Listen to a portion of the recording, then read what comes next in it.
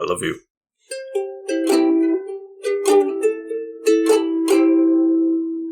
Welcome back to the Couch Potatoes. I am the Green Traveler from Gorx. And I am the Faceless Leone, the stretchiest experiment on Earth. Welcome to Green and Faceless on the Couch, podcast about movies and TV. I'll say that again, movies and TV. This is our second venture into Indiana Jones. Yay! And it's a prequel, which I never confusing. knew that it was a prequel. I did because I remembered being confused and looking it up. Nothing about it is confusing because, as you mentioned, you could watch this as a kid and not even know there was a difference. Right, it's just a different chapter. Yeah, different woman, different crew, kind of. You don't have anybody other than Indiana from the last one. Yeah, no Sola, sadly. What makes it sad that it is a prequel is that we don't get Short Round back. No. And I know that he is, a stereotypical Eastern Asian role. I love him though, but he's just so good. Him and Ke Huy Quan, who plays Short Round, him and Harrison Ford had such a good chemistry. Apparently, they improvised a lot of their scenes together, and it was just he just had a good personality, and Spielberg was just like, just bounce off of Harrison Ford, have a good time. He's a fun kid. He's so fun. I think if they just wouldn't have named him Short Round, it would have been totally fine. Just give him a Chinese name. Harrison Ford speaks the language. Yeah. So, it's just, there's just so many things like that in this movie, though, obviously. Yeah, there's a lot of questionable cultural issues, and we'll get into that, but, I did want to mention before we moved on that Ke Huy Quan and Harrison Ford had a, they met again at the Oscars this year, when Ke Huy Quan won, for Best Supporting Actor. So it was just a really nice movie because it's they met each other again, they hugged, and I was just like, oh, I love it. They hadn't really, I don't think they met since filming this, it's been a long time. Wow, that's a really long time. Yeah, I mean, maybe not. Maybe he didn't. They did, but he, as far as I know, he only did a couple of roles while he was a kid, and that was it. The Goonies, and something else. I can't remember. I don't remember. Yeah. I guess we can click on his name. Power of the internet. Oh yeah. It would have just been in that opening. Okay. The Goonies, Andy Jones. About it. That's all he's got listed. Well, Encino Man. He had a small role in Encino Man. Okay, there you go. I know I'd seen him in something else. Anyways, he's back. Welcome back. Here we are. I haven't seen the film yet. I really want to. Which? Everything, Everywhere, All at God, you got to. It's still my favorite movie of last year. Let's get back to... Oh, good call. So it's a prequel. Birthed in the ranch. I want to know what the name of the ranch is because I used to know it and it's no longer in my mind. Steven Spielberg's ranch, that is. Development. I'm just gonna ranch. Hidden Valley. Ranchise. Skywalker Ranch. Course. Why did I not remember that? Yeah, it was birthed at the Skywalker Ranch. George Lucas, Steven Spielberg were there. Lawrence Kasdan did not jive with it. He didn't it. Looking back on it, they asked that, they showed him the script and everything, and he said that he didn't want to do it because it was too dark. And he's like, it did not feel like a Spielberg or a George Lucas project because it was very dark. And George Lucas, Spielberg, they were both going through a breakup. They were both in dark periods of their lives, men in their 30s who, are single again and are just like, fuck, what do we do now? And so they're both pretty dark when they birthed a lot of the ideas for this because this movie deals with child slavery. Yeah. Occult crazy shit. Yeah. Hearts being ripped out of bodies. That's right. Human sacrifices. Mm-hmm. A lot of crazy, dark shit. That's true. Starvation. Yeah. Yeah. It opens up, though, in China. Somewhere in China.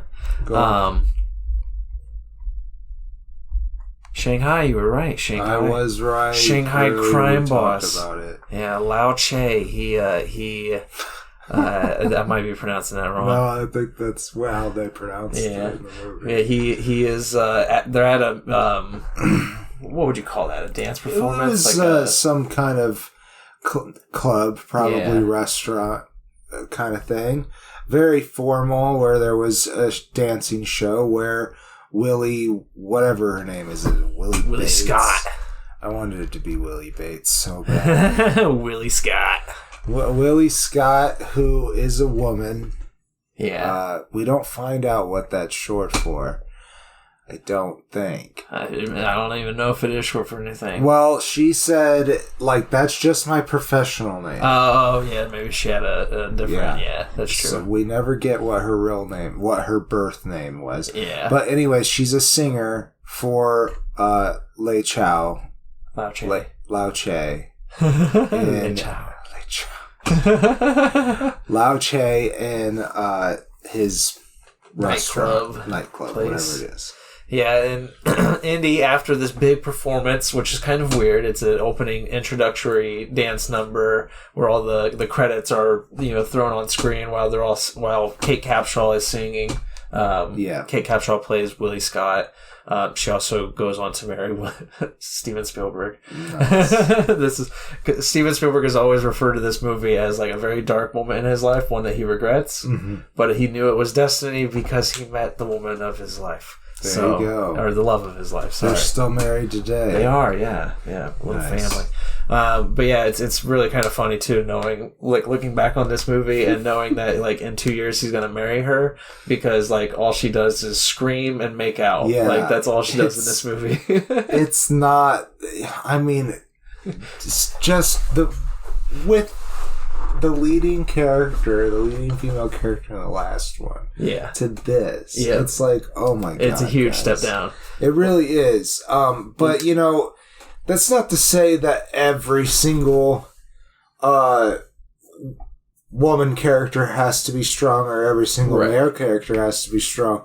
But it's the only one character in the movie. It's very faulty. But again, they were both going through breakups, so that's why they both had a very dark and I can't. What's the masculine? A toxic.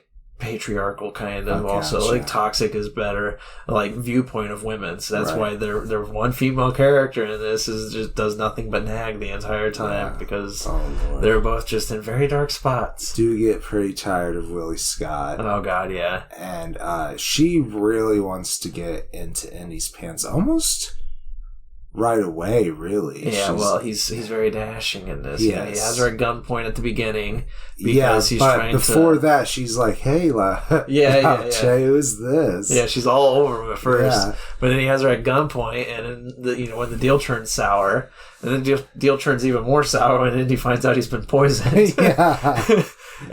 he holds up this vial of blue liquid. Lao Che does and then he's like, well, what is that? He's like, it's the antidote. Oh, I love it. And then there's this huge, crazy action scene. It's pretty fun. Yeah, it is very fun. And a lot of those moments were not stolen, but lifted. I mean, actually, truly lifted from their scrapped script of the first one. Oh, because that was one of the action scenes where he's rolling that big steel door. That was supposed to be in the first one where he was, somebody has a machine gun on him and he's just rolling a big steel door and blocking all the bullets. It made a really funny sound. I like the sound. I also love when they show it from the backside and he's dodging, but you can see that there's holes coming in, and I'm just so it's clearly not just denting because there's literal holes. So it's just how are they still missing him? It's still clearly going through the steel door. Maybe it is just denting and I'm just blind. But maybe I don't know. But maybe I don't know. I was going to try to talk about physics, but there's no way I can do that. So, back to the movie. They finally escape on this cargo plane with the help of one of Indy's friends. He brings Willie with because Lao Che is like, go ahead, kill her. I don't care. He's just like, you come with me, you're safer with me. I guess, well, she I think she's like, well, get me the hell out of here. Yeah. And then it's them in Short Round, because Short Round was driving a getaway car with bricks on his feet.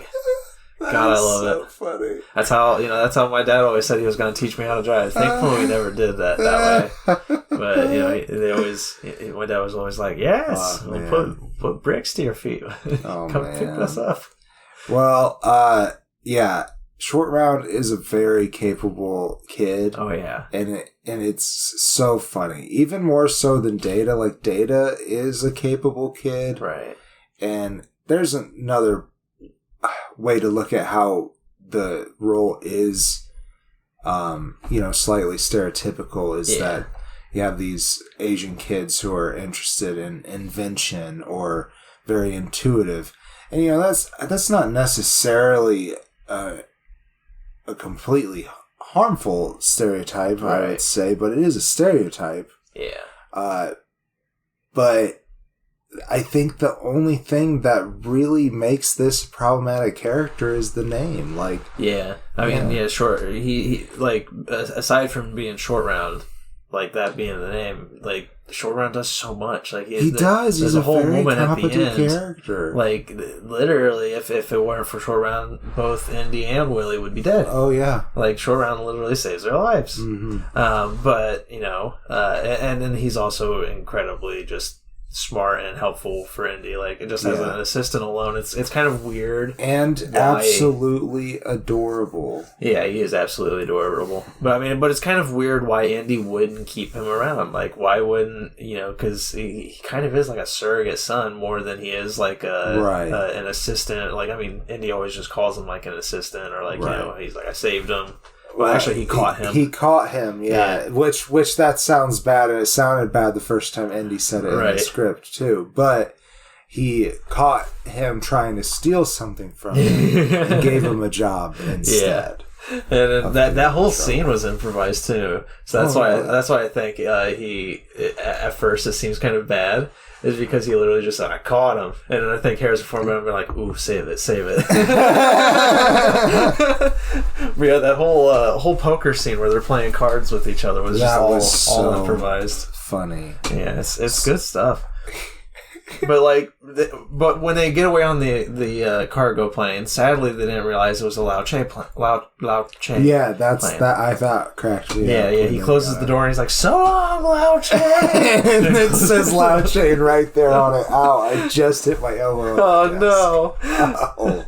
But yeah, it's really hilarious. They get away, and for whatever reason, it's one of those weird, stupid cinema moments where like the pilots are Lao Che's people and they're just like, haha, we'll kill Indiana Jones. So they jump out with all the parachutes and everything. Why didn't they just kill him? Indy was sleeping. Like he's just sleeping. They thought it was funny. They ran the plane out of gas. Yeah, they thought they were a foolproof plane. Here. They're like, we won't even have to kill him, and they're gonna freak the fuck out. Yeah, it's gonna be great. And then they just jump out, and then becomes one of the most unrealistic scenes in cinema history. For a movie that feels, tries to stay in the realm of reality. This one obviously just immediately jumps has the some shark. Slips. And then Indy has the great idea to jump out with everybody, with Willie in Short Round, use it with an inflatable raft. Yes. And he opens it up as they jump out. It inflates in air, which I guess works as a parachute. Reality, it doesn't. But in the movie, it worked somewhat as a parachute, so that they hit the snow and just went sledding downhill. Right. They all have broken hips and spinal damage, but I think you could survive that part. They were close enough to the ground Maybe. Yeah, definitely broken bones. Though. Definitely broken bones. And then the airplane exploding on the mountain behind them is causing an avalanche. It's awful, man. Like, oh no, it doesn't. But it looks awful. Like it's really weird because it's like Industrial Light and Magic did this. You know, it's a George Lucas film. Always visual effects done by them. They're usually really damn good with their effects, and for most of the rest of this film, they're really damn good. But like.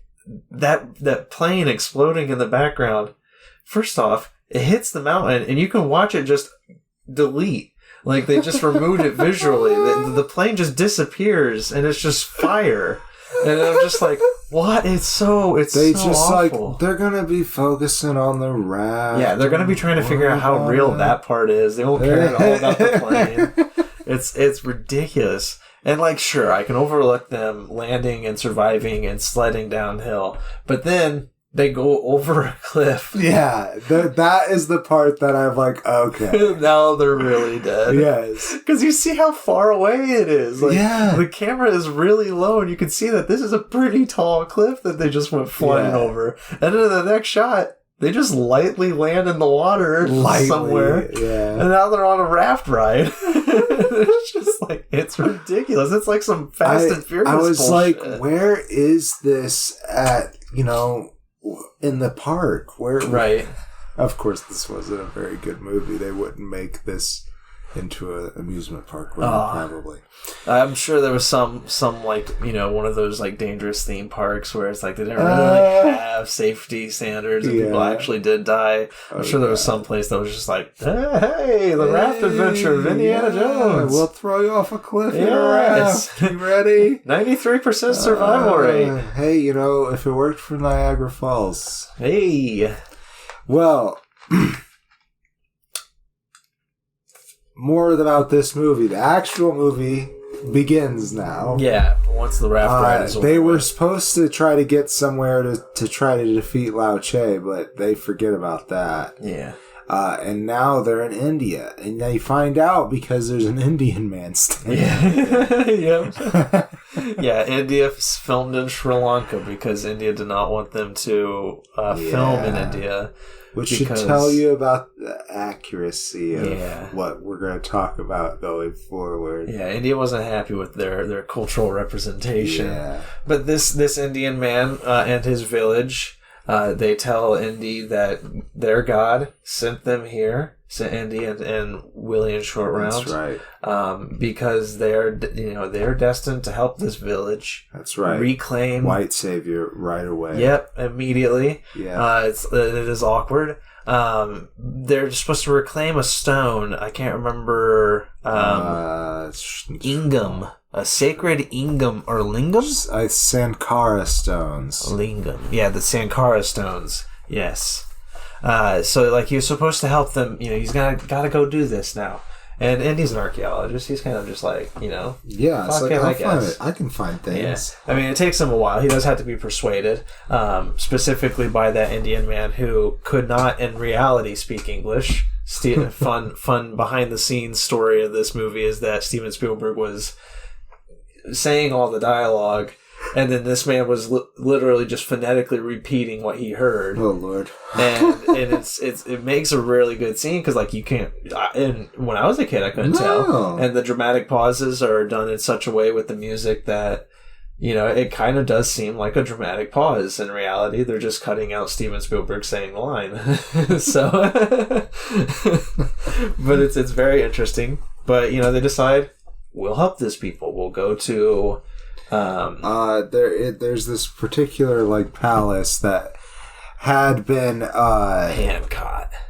Pancot Palace, which is the opposite direction of where they were going to face off with Lao Che. That as I said, they forgot about. Yep. But it used to be run by these thuggy cultists. And I know that the thuggy culture was a real thing. Historically. However, I'm not going to get into if this is accurate representation or not, because I have been told that it is not. Yeah. One of India's rules, if they were going to film in India, was that they couldn't say the word Maharaja. As well as like India had to have final editing rights over the representation of their culture.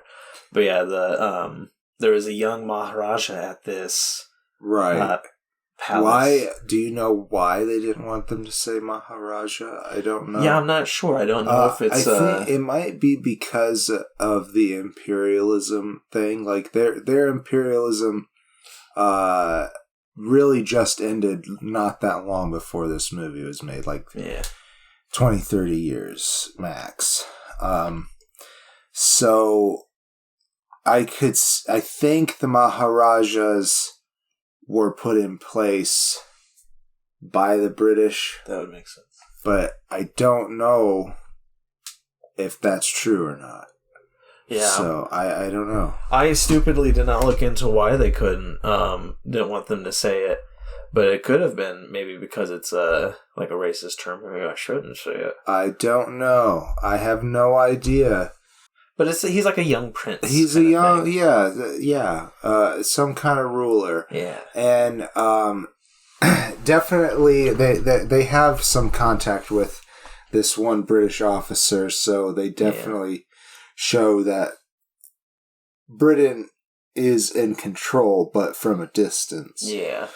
And that's where you get the infamous banquet scene when Indian and his trio they arrive to the Pankot Palace. And Willie won't eat anything. No, because it's all nasty stuff. George Lucas, Steven Spielberg, they wanted the most gross out things they can imagine. They didn't care about cultural representation or sensitivity. And so they went with some really disgusting stuff, like chilled monkey brains. Right. And severely inaccurate. It's supposed to be a pregnant snake. They cut it open, and there's eels inside. And like it's like obviously a snake's not going to give birth to eels. Right. And then secondly, they eat the eels alive. Right. And eels are poisonous. You have to cook them. You can't eat those alive because they would kill you. So it was just like that.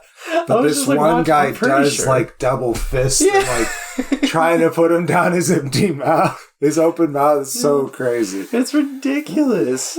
Like I don't know if that's true. But what I've been told, you have to cook. They're supposed to be snakes. So, they're supposed to be baby snakes. You could eat the snakes alive. Yeah. The baby snakes alive would be fine. Yeah, that'd be fine. It's really weird shit. What else did they have? Oh, she asked for soup, and she gets eyeball soup, which is just like whatever. And then they also were eating scarabs. Oh, that's big beetles, some kind of big beetle. And I remembered reading a long time ago, I don't know the accuracy of this, but apparently this was supposed to be a joke.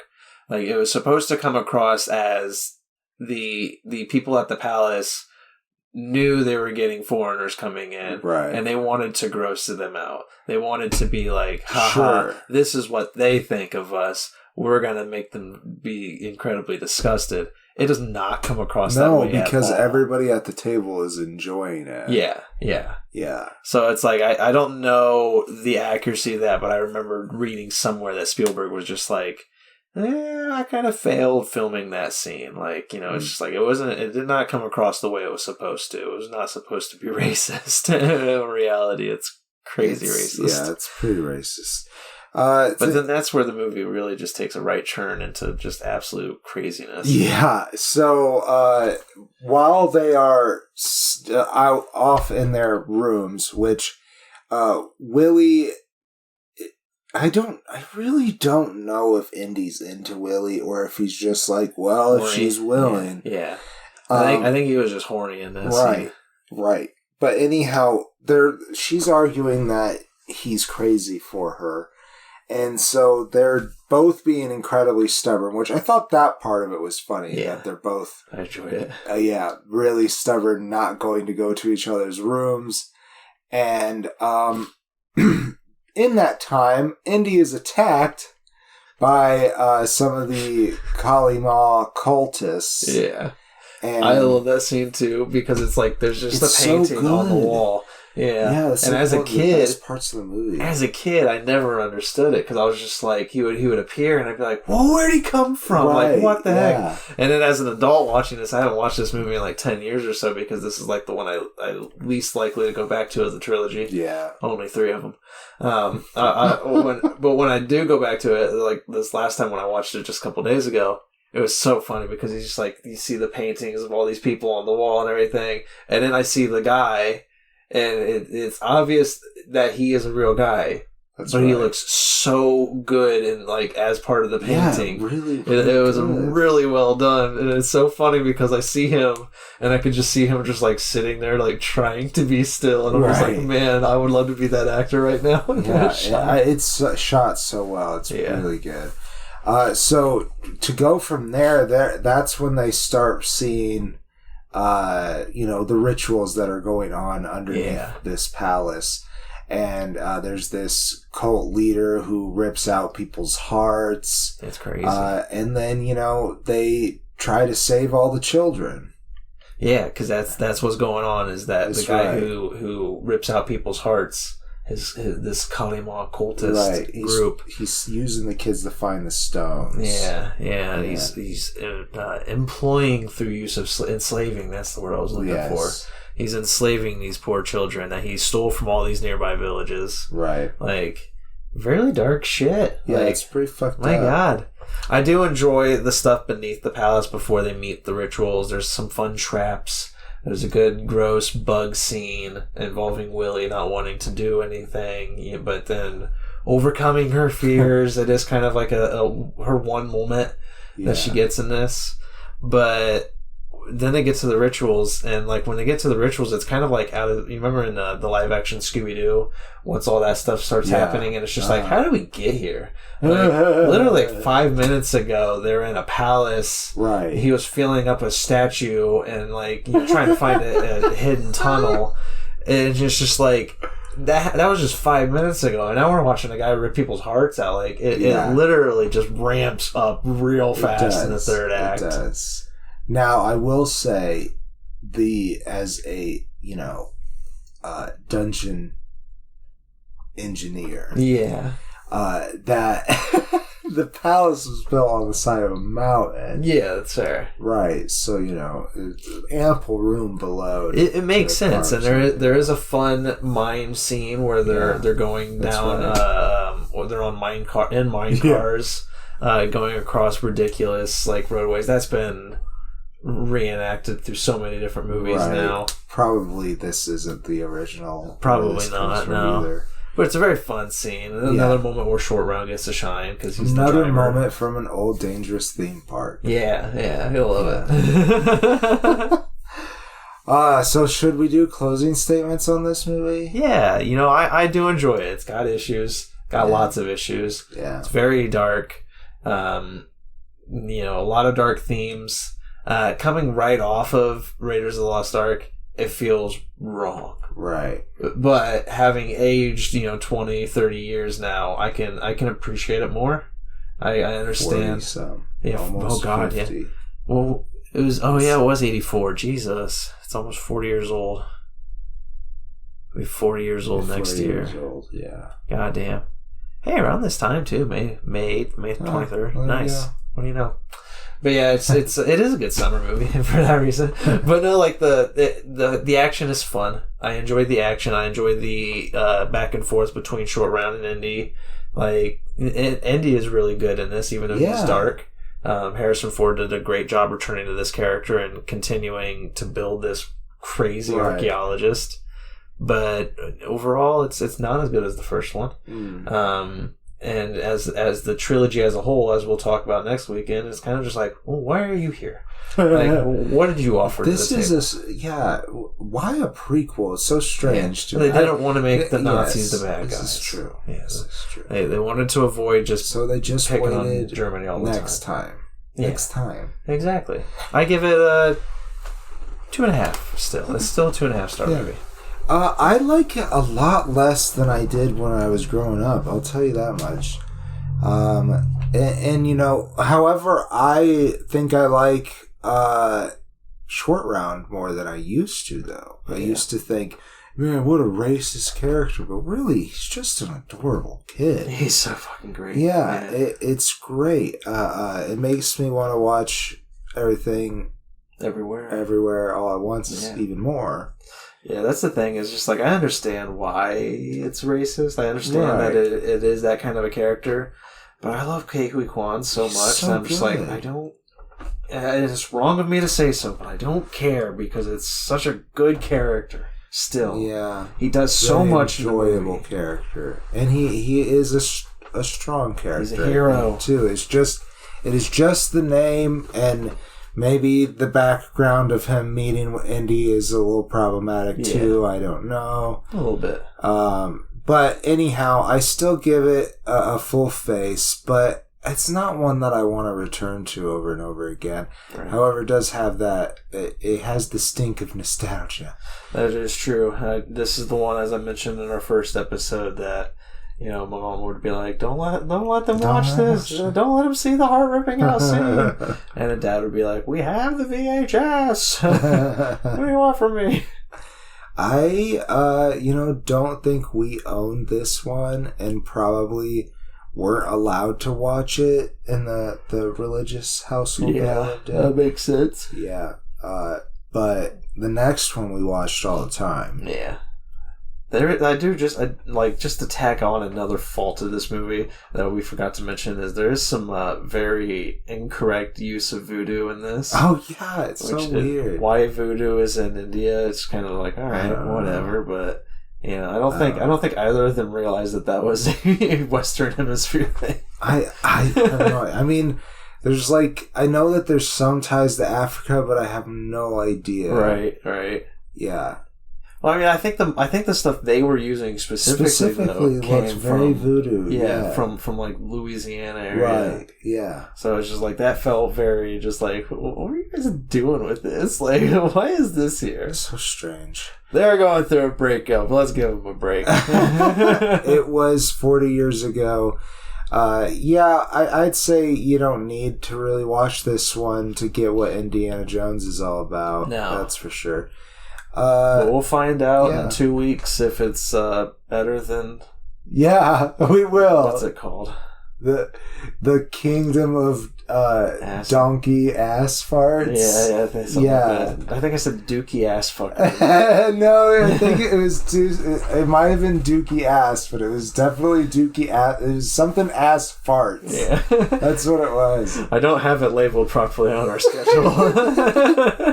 We'll see if it's actually any good. So, hold on, though. You gotta wait a couple weeks. Yeah. We gotta do The Last Crusade next. That's right. It's not The Last Crusade. Apparently. It wasn't? Well, I mean, they do the Kingdom of the Dookie Ass Fuckery. I got what you mean, but it's called the Crusade because they go to Jerusalem. Right, but it still had the last in the title. It should have been like the final Indiana Jones. Why they've eked out 2 more? And a TV show, an animated show. I am the Green Traveler from Gorx. And I am the Faceless Leone. Safe travels and good night. Green and Faceless on the Couch is a proud production of FictionWorks 19. Are you a fan of the show? Feel free to contact us at greenandfacelessfans@gmail.com or visit our Patreon page at patreon.com/greenandfaceless. Don't forget to comment, like, and subscribe, or rate us on Apple Podcasts. Thank you so much for listening.